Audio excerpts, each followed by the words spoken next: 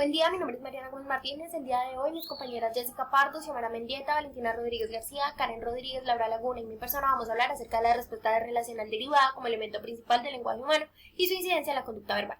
Desde el conductismo, el lenguaje humano es una conducta compleja debido a que hay declaraciones que pueden ser producidas sin haber sido reforzadas anteriormente en la historia de aprendizaje del individuo. Aunque esto se da de manera muy rara, se dice que el lenguaje humano se puede perfeccionar a través del condicionamiento operante y se presenta a través de estos tres pasos que voy a mostrar. Primero es la igualación a la muestra, que hace referencia a la simple presentación de un estímulo entrenado con otro.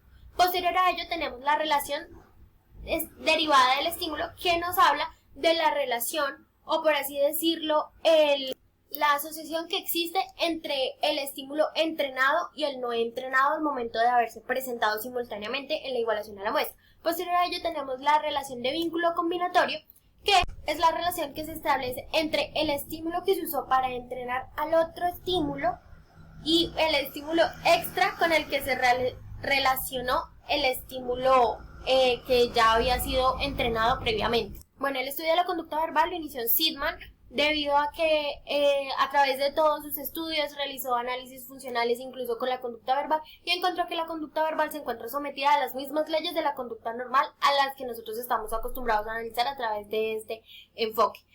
También se encontró que pues obviamente la conducta humana se encuentra circunscrita al lenguaje y el lenguaje es la que nos permite comportarnos como nos comportamos y analizar las cosas y percibir las cosas como las percibimos de la forma que la percibimos. Entrando en materia y con las recientes investigaciones, se dice que la conducta verbal se denomina como una conducta de derivación de estímulos o eventos en forma de particular con una función contextual dentro de una relación dinámica entre un objeto y una persona o entre dos personas. Sigue unas características claves como que las relaciones que se establecen se dan a través de los principios de aprendizaje tradicional, que el buen uso de este comportamiento se da a través de las derivaciones de las relaciones que se hacen y, como mencionamos anteriormente, puede ser moldeada o su función puede ser cambiada a través de los tipos de condicionamiento, que en este caso es el operante, y también que tiene una influencia sobre el comportamiento general de cualquier otra conducta establecida por un ser vivo, no solo por el ser humano. De acuerdo con lo anterior, la conducta operante puede ser influida y el entendimiento de este proceso podría posibilitar la capacidad de influenciar la conducta humana en todas las situaciones donde el lenguaje es un factor clave. Por otra parte, para abordar las funciones de los estímulos y su alteración a través del aprendizaje respondiente y operante, podemos partir de que un cierto estímulo tiene una función sobre la conducta de un organismo cuando la conducta ocurre en relación o bajo la influencia de dicho estímulo, y asimismo el tipo de función que este evento tenga sobre la conducta del organismo. Solo puede ser entendido a través de un análisis de la situación específico. De esta manera podemos enfatizar que la función de un estímulo no es una cualidad inherente dada a este estímulo. Su función puede ser determinada solo a través de un análisis de la situación entendida de un modo más amplio y las respuestas individuales, ya que estos mismos estímulos pueden tener diferentes funciones, lo cual puede afectar la conducta de diferentes maneras. El efecto depende primero del organismo del que se trate, así como también de su historia de aprendizaje y, en segundo lugar, del contexto en el que ocurran los estímulos. Así entonces, para cerrar este tema y avanzar, se entiende que las palabras rara vez implican una función inherente. Por el contrario, se adquiere a través de la historia de aprendizaje. Es así como algunas funciones de los estímulos son más directamente independientes de la naturaleza de los objetos implicados. Esto explica lo que llamamos fenómenos perceptuales. Pero incluso esos fenómenos no siempre tienen la misma función de estímulos. Como se hace constante énfasis, los factores contextuales pueden afectar su función. Por eso resulta necesario evaluar el contexto de una problemática para así entender qué función puede adquirir un estímulo o una palabra. Bien, ahora vamos a hablar de lo que son las respuestas derivadas y alteración de función de estímulos. Cuando hablamos de esto podríamos referirnos a lo que es la relación entre estímulos. ¿Qué quiere decir?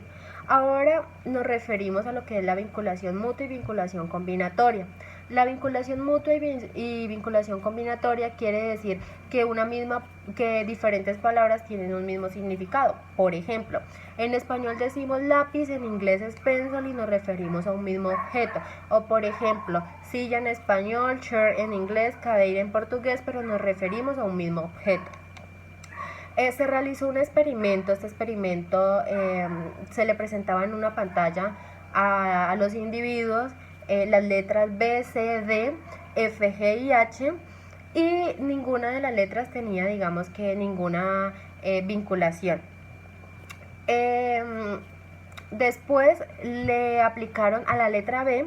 Después de que se presentara la letra B, había un choque eléctrico. Esto que provocó que la letra B adquiriera una función respondiente. Cada vez que la letra B salía, pues la persona estaba alerta a recibir el choque.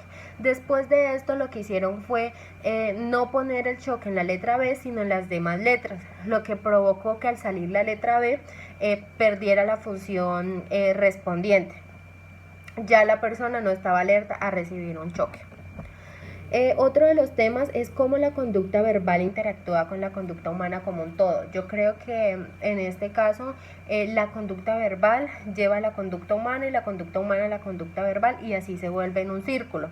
En este caso vamos a hablar de lo que es la transformación de función de estímulo, y es decir que algo que tiene un significado adquiere otro significado nuevo.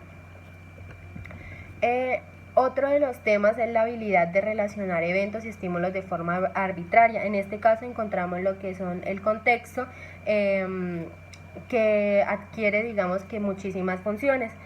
También podríamos hablar de lo que es la historia del aprendizaje. En el caso de la historia del aprendizaje diríamos que yo los pondría a elegir entre la palabra amor y fiesta. Ustedes elegirían la palabra con la que tienen una experiencia o más agradable, o la palabra que tienen la experiencia más marcada es la palabra con la que ustedes elegirían. Bueno, a continuación hablaremos sobre la tercera cuestión que se menciona al inicio, y es sobre los factores que gobiernan la conducta verbal. Esos factores que permiten relacionar estímulos se dan a partir de claves contextuales. Cuando esas claves son independientes de los estímulos, o cuando cualquier cosa puede ser puesta en relación con otra dentro de un contexto social, se le conoce como relaciones arbitrarias.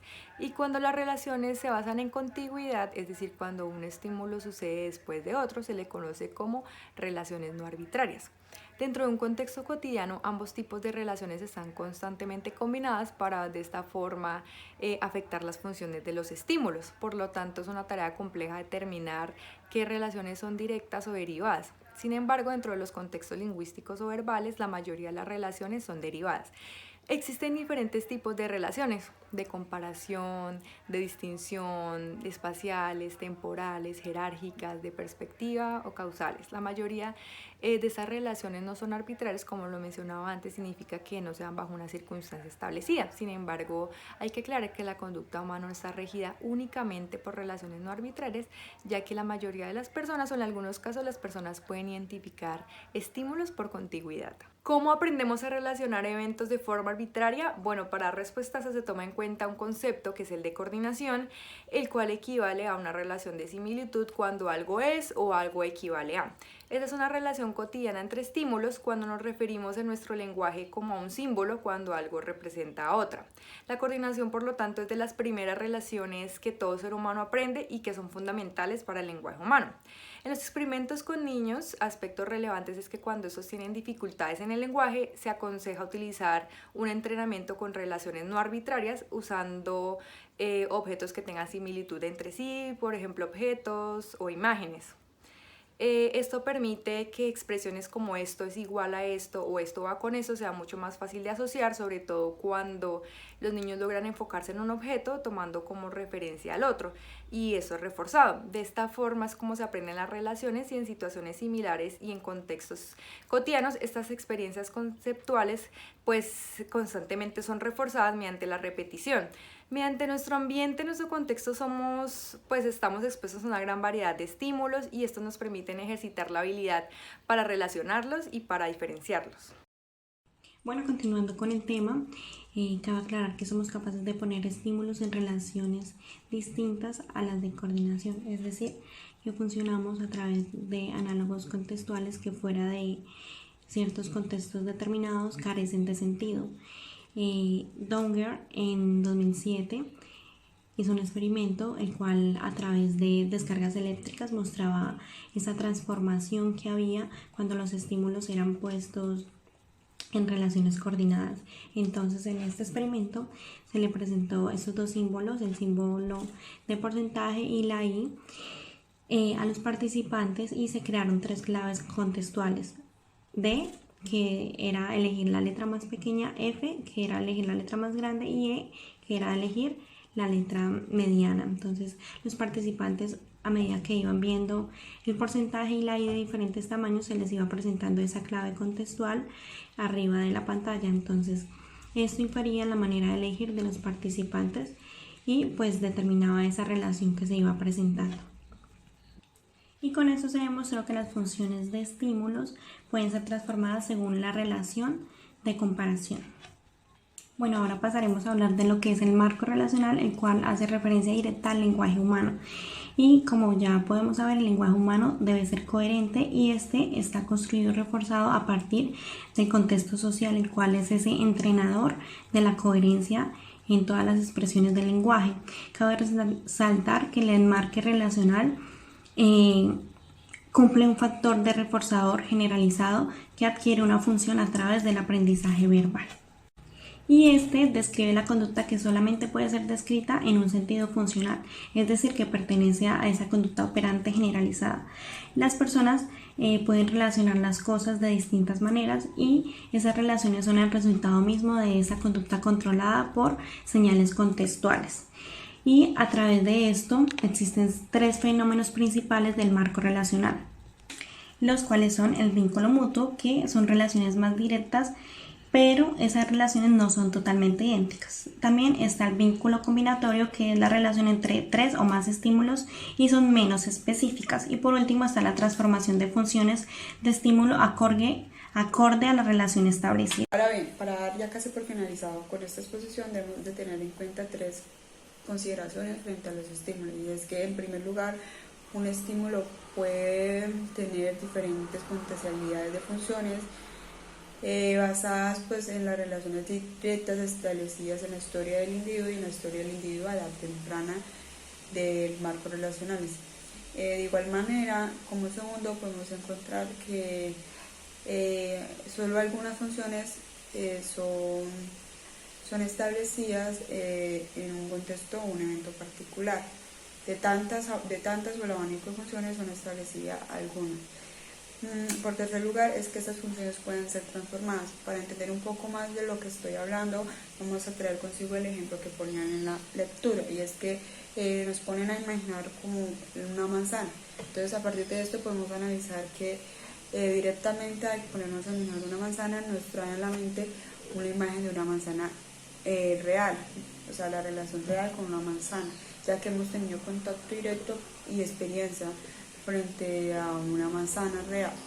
Entonces cada sujeto en particular imaginará pues ese estilo de manzana en cuanto a su morfología, color, tamaño, etc.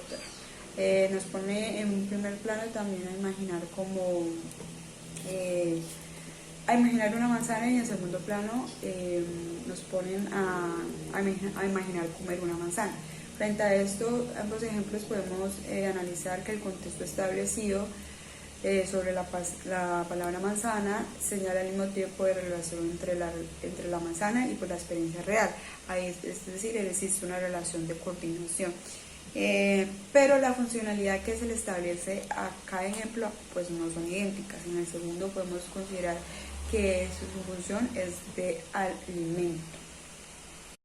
Por otro lado, las claves contextuales que se han establecido en el TMR, teoría de los marcos referenciales, que